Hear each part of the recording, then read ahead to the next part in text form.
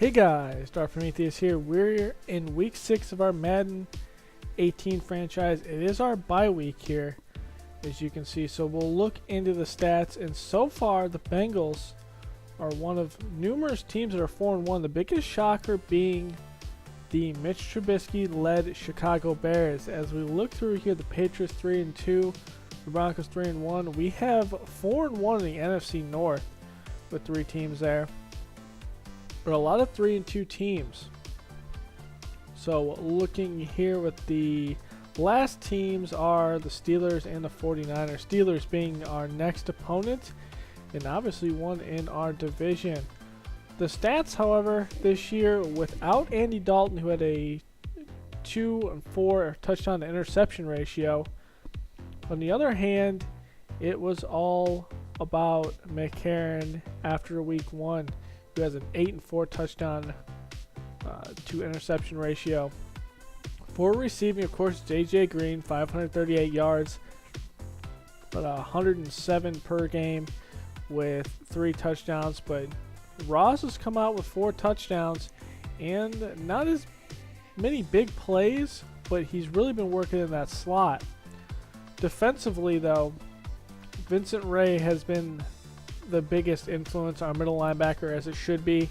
Has 2 sacks on the year. Dunlap, though, has had 3.5 sack games and a couple here and there. As interceptions, we're actually getting some. Unlike our Bears franchise last year, we didn't get a whole lot of interceptions, so it's nice to see that. Rookie Jake Elliott, we went ahead and went with him.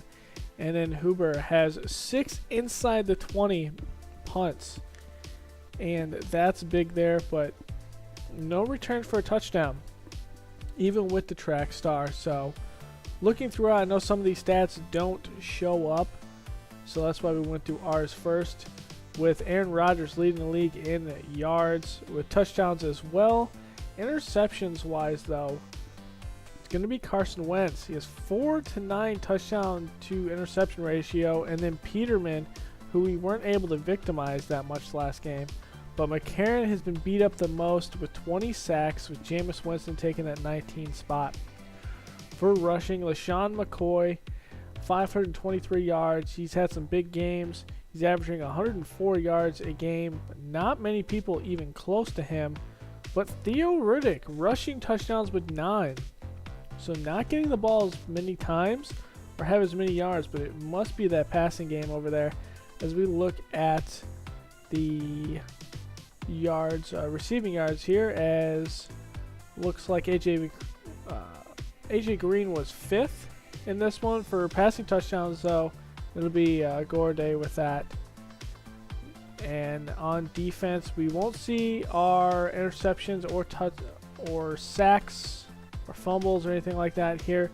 Kirkpatrick, who we traded to the Cardinals, did have 1 interception, has had 2 since we traded him in week 1. Freeman has 2 forced fumbles. A lot of people in the rest of the league have that as well. Looking at punting and kick returns, there's not too much different. Biggest thing being the touchdowns for kick returns, though. Landry, Sproles, Tate, the usual guys there. And for punts, same thing. Sproles, Brown, Pat Pete, Huff, Beckham. So the usual guys that we normally see. Next, we'll go through the top players. We haven't been looking at this too much. This is something I need to add at the end of the videos as we go forward.